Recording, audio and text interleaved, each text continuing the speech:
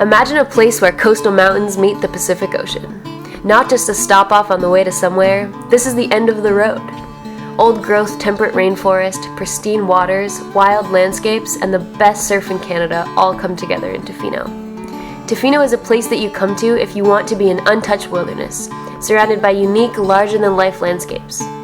Come enjoy the beautiful, preserved First Nations art in the area, along with our endless surfing, fishing, and hiking. All this is here waiting for you to have the vacation of a lifetime. Our remote sandy beaches are the perfect place for a day of relaxation, and if you're lucky, you might even see a whale or two. We know that you are looking for that peaceful, small surf town experience for your next vacation. Tofino is an energy.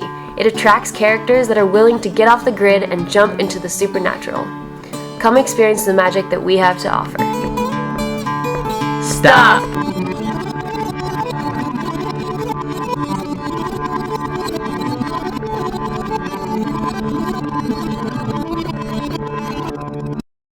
What does this simple representation of Tofino leave out? We're a small group of students from Quest University, Canada, who spent a week in Clayoquot Sound trying to find out. When visiting this area, it is important to recognize that Tofino is only one of many communities, and there is no single story that can accurately represent the Sound. In this video, we acknowledge the politics of First Nations presence in history, forestry, and aquaculture. We are interested in expanding the simple story of Clayoquot Sound and highlighting the diversity of people who interact with and live in the Sound.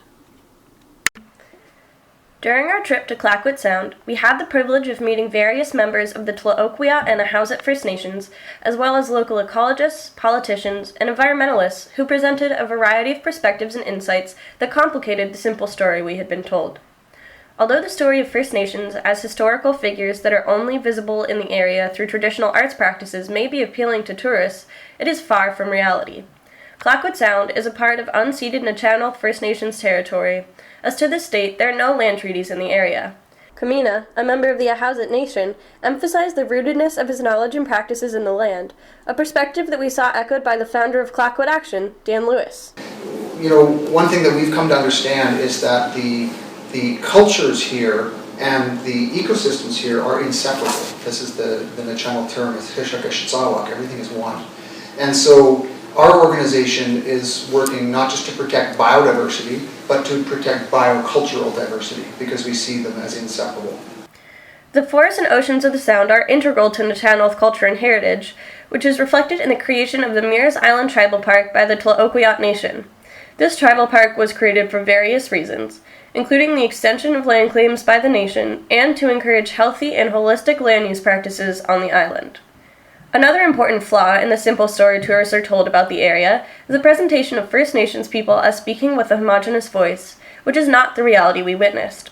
Through our discussions with Simcha Martin and Kamina, we found that there were a broad range of different opinions held by various Nuu-chah-nulth people that complicated this story. This diversity of opinions is not only found within First Nations communities, but also within the larger population of the Sound. There are multiple ways of seeing and interacting with the forests of Clayoquot. The old-growth forests of the Sound and how they are to be managed have been and continue to be a contentious subject.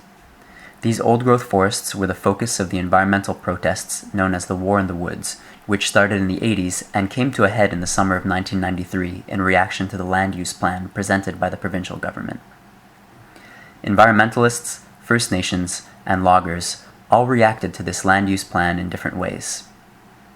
Where environmental activists prioritized the ecological importance of the forest, First Nations groups brought up contentious issues of land title and the cultural importance of old-growth forests.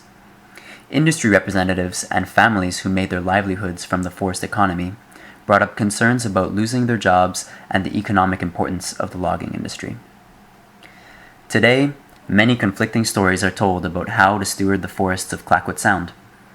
Preservation of remaining old growth is talked about in terms of environmental importance, cultural importance, and economic importance.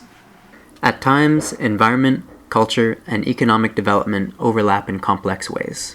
Dan Harrison, the director of the Rain Coast Education Society, spoke to us about the relationship between First Nations culture and old-growth forests. How do you have a First Nations culture and community out here that's thriving when you don't have trees that can support longhouses or dugout canoes?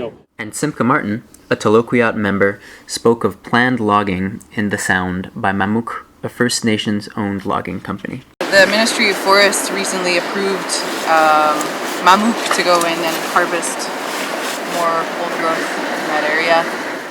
The concerns of these groups exist within the many overlapping jurisdictions of Clayoquot Sound. How the story of Clayoquot's forest will unfold will not be a simple affair. Since the 1970s, salmon aquaculture has been an important industry in the Clayoquot Sound. Aquaculture is a method of mass fish production that has resulted in cultural, political, and economic implications for a variety of actors in the Sound. Various salmon aquaculture companies operate in the Sound, such as Cermaq, a multinational corporation, and Creative Salmon, a locally based organic company. Most farms on BC's coast, including Cermaq, grow non-native Atlantic salmon, whereas Creative Salmon grows Chinook, which are native to the Pacific Ocean.